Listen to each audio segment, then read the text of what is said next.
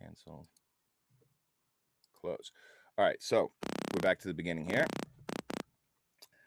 And we can see our sound over there. So what we're going to do is we're going to turn on B, and we're going to do FM, and we're going to want to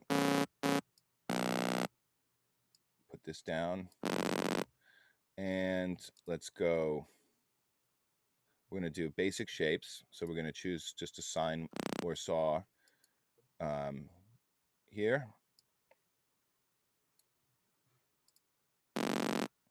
And then over here, we're going to choose one of these spectral ones.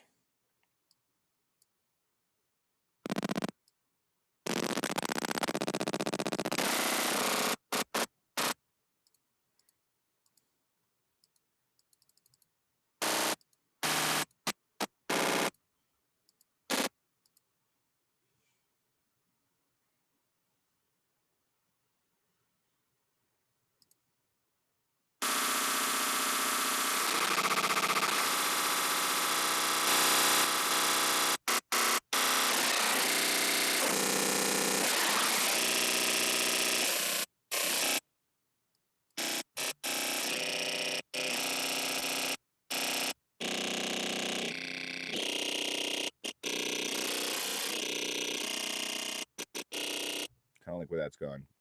So anyways, the point here is not as much the specific sound, but how we're going to use it. So, okay, we've got our basic little FM sound. Let's go ahead and we can see what happened to the waveform as I showed you before. Now let's go ahead and add a little. So, and we have to apply this to B, and we can get rid of level because we just want the one. Okay, and probably we can put this to a bandpass.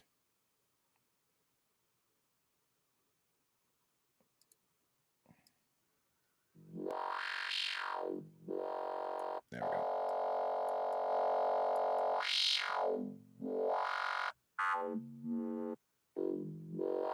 And you see the octave that we play has a big effect over what the sound sounds like.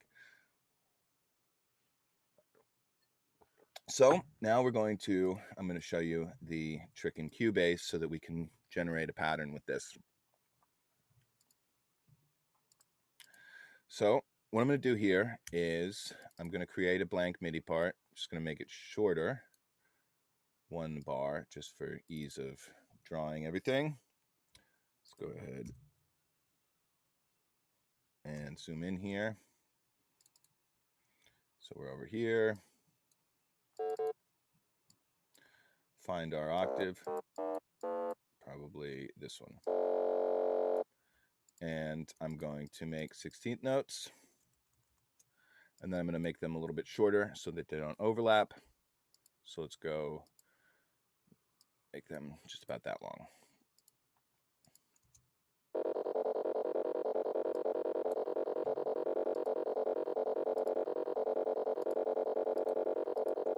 So we're getting the part just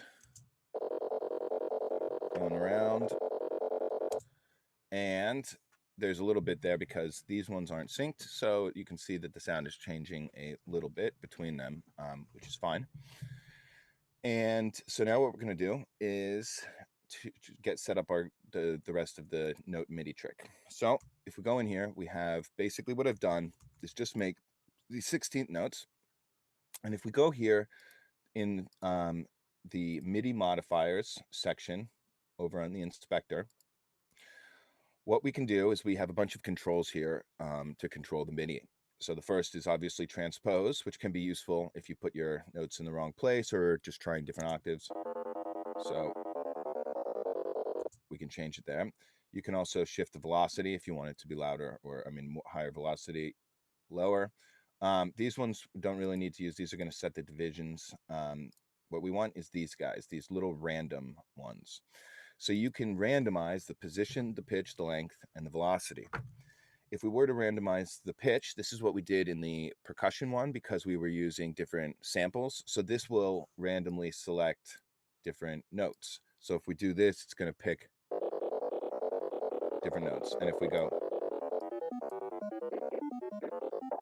so that's going to get lots of different random values. It's not going to be in a key though. So if you wanted to do this kind, you can go into the MIDI inserts, and there is MIDI modifiers here as well. And if you do it in this place, you can then choose a scale. So I think we're in F sharp. We could choose something, Arabian. And then now if you do the pitch and randomize it, it will only play notes that are in the Arabian F sharp. Still not exactly what we're looking for, but this can be, you know, if you want some bleepy kind of sounds and you want random notes, but you want them to be in a key, you can use this. What we really want here is the length control. So what we're going to do is by putting, if we put this down and the maximum up, this is basically saying that for every note that it's going to play here, pick the length. So it's going to modulate it to make it smaller or longer. Now, these numbers don't correspond to actual times. Let's see, sorry. Tillin says, yes. So the MIDI modifiers in Ableton, we can open up Ableton in this lesson, and I will show you how to do that. It's a little bit, you kind of have to use a little bit of a trick. There's a Max for Live density plugin. It doesn't come in normally, so that's the next thing I'll show you. But you can do this in Ableton by creating this same pattern, and then you put on the note length MIDI device, which is built into Ableton. And then if you modulate the gate time on that, then you will, and if you were to use a stepped random LFO to choose the different note lengths, that would be essentially doing the same thing. And so if we hear it now, so this is what we want. Some shorter notes, some long notes. Now you'll notice if it plays a longer one and it goes into the next, it will skip the next. But what we can do here to make a little bit more space is by going into the MIDI modifiers, and we choose density. And this is what you'll need to get. There's a couple Max for Live ones. I think it's called density. I can give them to you. I have it. It's just a little tiny file. So if we put down this to 50, right? And it's going to say for each note, there will be a 50% chance that it'll play. And so we'll get approximately half of the notes coming through. If we put it even lower, we'll have less coming through. So when we used this in the other day in the percussion, we were using the density to just pick a few random ones. And then we were using the pitch, because it was a sampler, to choose different notes, which would be a different sample. Here, we're going to modulate the note length and then put the density down so that we have a bit of empty space.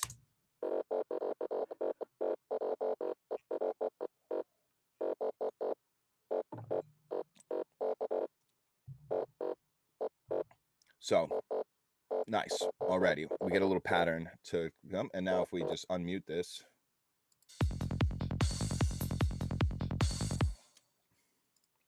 and make our loop bigger. So then I'm going to hit 4, which is glue in Cubase, and I'm going to glue those 4 so that they're bigger. And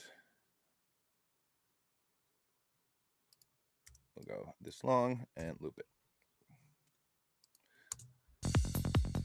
Oh, another thing I want to do is, since I've done with these parts for now, I'm going to, this way I can keep everything organized, I'm just going to drop these into my Leads and FX folder. So I drop those in, Leads and FX is muted, so we don't hear them now, and we're back to nice, clean look. Also can pull that down. So.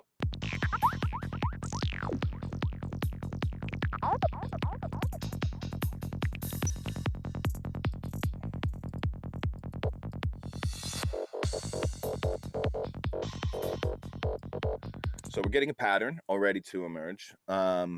Yeah, note chance from Max for Live. Yeah, that can be cool. I haven't played with that one, but the one thing that's great about Ableton compared to Cubase is that there's this, you know, unbelievable resource of Max for Live devices. So basically anything you think you can imagine, it can do.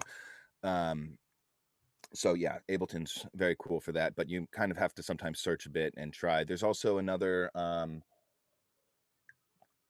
There's Aja's Funk ARP, which is cool, and that has it's a little Max for Live device that will play different note lengths and different patterns. There's also Mono Sequencer. Now this one's really has a lot of complexity to it and is very, very good, but it can do exactly the same thing too. So yeah, there's a bunch of great plugins for Max for Live that will do the same thing. But this is something that's built into Cubase, which is just, you know, super useful. And so one of the reasons I'll do this is, imagine we wanted to write this part here. We'd have to, you know, all the time you're thinking about writing MIDI parts, you know, short, short, short, long, short, short, long, long, short, these kind of things. And, you know, it can be difficult to, you know, make hundreds of them per track and hundreds of tracks and everything. And you're always trying to think of new MIDI parts. Sometimes you know exactly what you want. You just want a dot, dot, you know, some stab thing or something, little boop, boop, or you know exactly what you want. But a lot of times when you're writing a track, you kind of, I personally like to, you know, as I said, let it kind of emerge. And so one of the ways I'll do this is by making a few different parts with this random setup. You can get different notes in different places, let the pattern kind of emerge, and then you go in there and fix it a bit before, you know, and remove some overlaps. So we've got our basic pattern here. And so now what I want to do is want to modulate some different things. And so let's just say if we were to put something to the cutoff frequency. So now in there's a couple ways to do random stuff here. You could use the chaos, which would do on a sample and hold, so on a time division.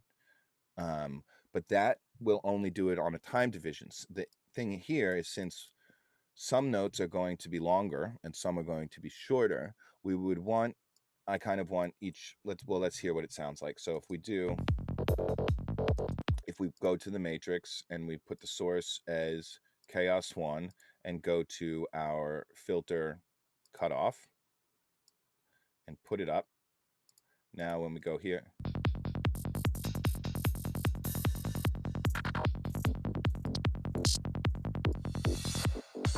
so it's moving around, but it's always going to do it on whatever division we choose. So we've chosen, it was, oh, I have to do BPM sync. So if we do it at eighth notes,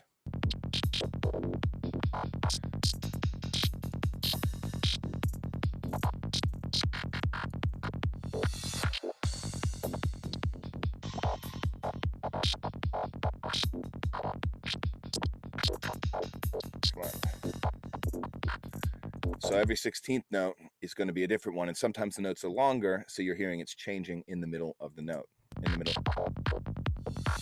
Whereas we would rather have each note be its own thing. So instead of that, we can choose note on rand, and so this will give us a random note each time the note is played.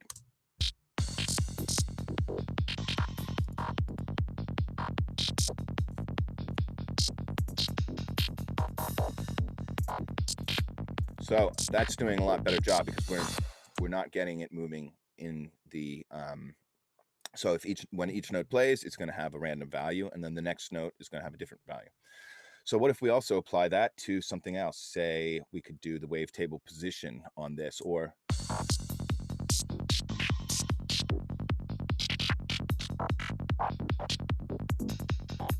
we could put this one here and slow it down.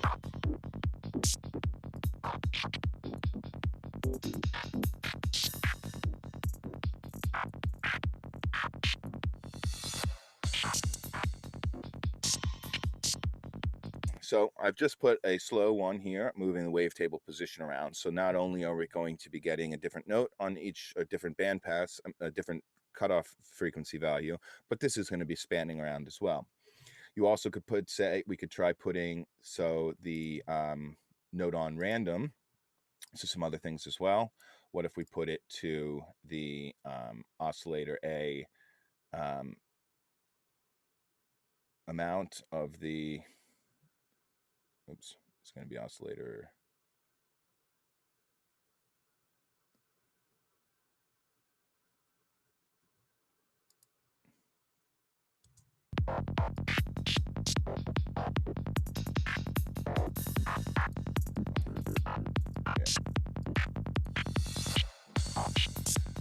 So now this is going to be moving as well.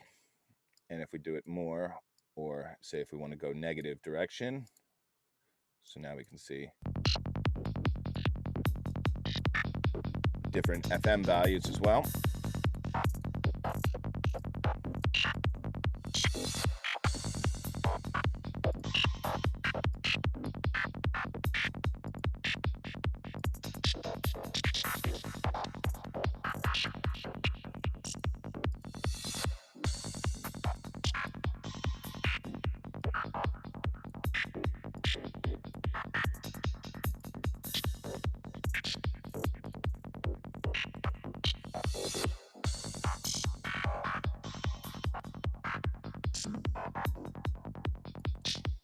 So I want to do one more. I'm going to also I want to have a note on random.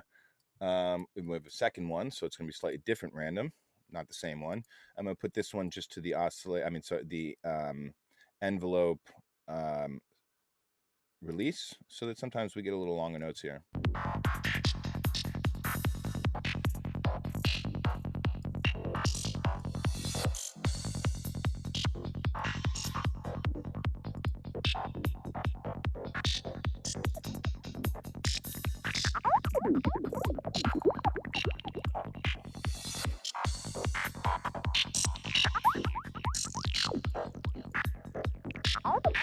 Now, I have put a delay on here, but I'm actually going to turn these effects off, because what we want here is, so this is randomly, this part is I didn't write it. It's randomly playing different notes. So what I'm going to do here is I'm going to duplicate a larger area, and then I'm going to record this. So I'm just going to export this out as Serum FM1.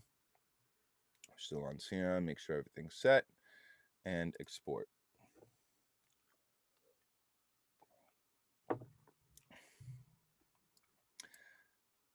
So because we did it using this little MIDI modifier, note length, and density trick, we're basically saying, okay, within this time, play, how many did I have? Play 1/3 of the notes, randomly select them, approximately 1/3, and then each time choose a different note length. Now, I just want to show you here, if we choose a much higher note length and then I record this again, we will see a different, you'll see some longer notes come through. And also, I like sometimes to have the higher density and then even a really low density, so that you can kind of tease in the part.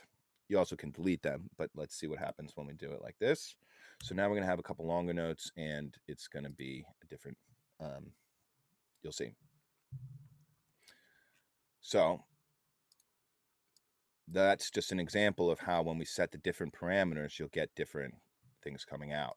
So this is less notes than this one, and obviously they've come up in different places because it's random. So I'm just going to mute, I'm going to actually put that onto the same channel so we have it here. So now I'm going to put on the effects to this channel, so that that way when we want to delete some of these parts, we can delete them. So let's go. We just have a little ping pong. I have it set up to 1/8 dotted.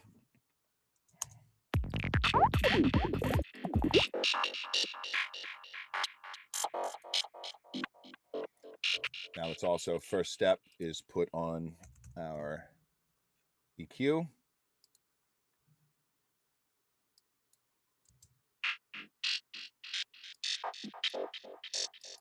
Okay, decent.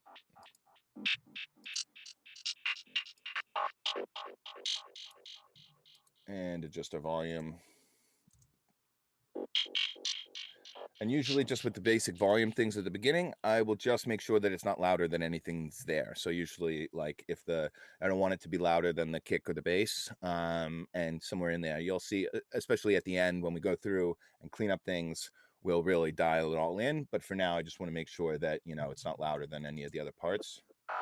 So got this line's at -12, as long as it's around there, it's good. So we're getting some louder notes and some smaller notes. We could compress this, we could do some other stuff, but for now we're just going to let it go.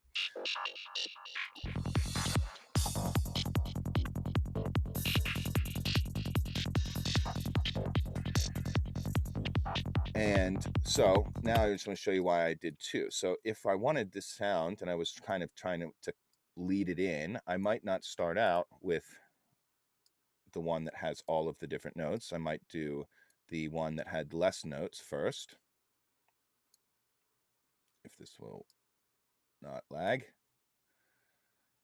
Okay, so in the first section,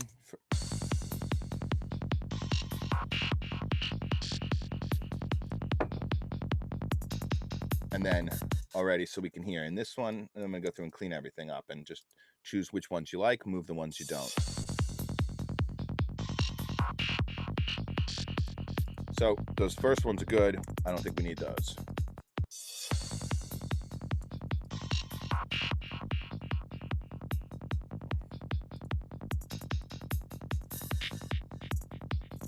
That one's good, but maybe we put it over here a little bit earlier, so that they're coming in at the right, at a different place in the phrase.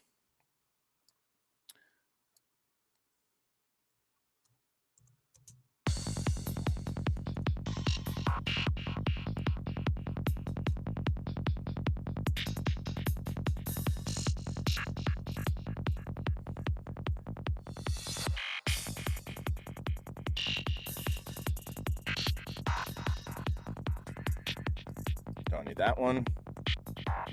Those are good.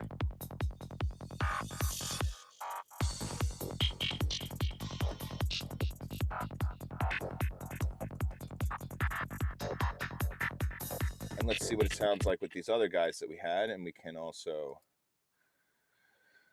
maybe put this one for the second area so they're not overlapping. If this would let me do it. There we go.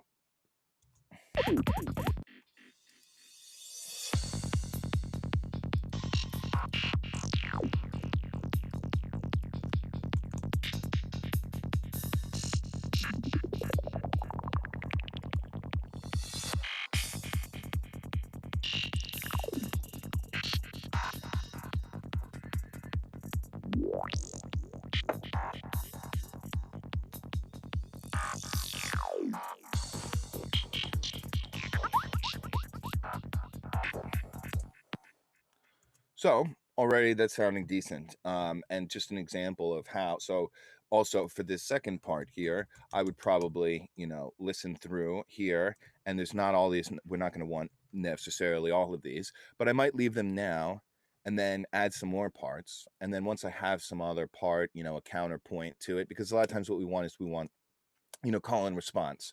And so in the first section, you obviously see I've left lots of room for other parts to kind of call and response. And for sure, at the beginning of a track, you'll hear that you want to leave, as you introduce sounds, and we'll get more towards composition ideas later.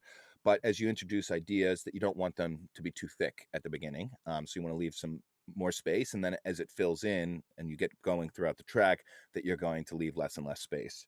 But still, you might want, instead of, these guys going the entire time, to have some other sound counterpointing.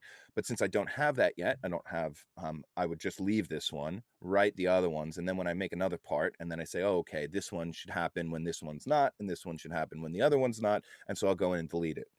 But so what we can do now is just go and leave this here. We'll drop it up into our folder, and so that then we can move on.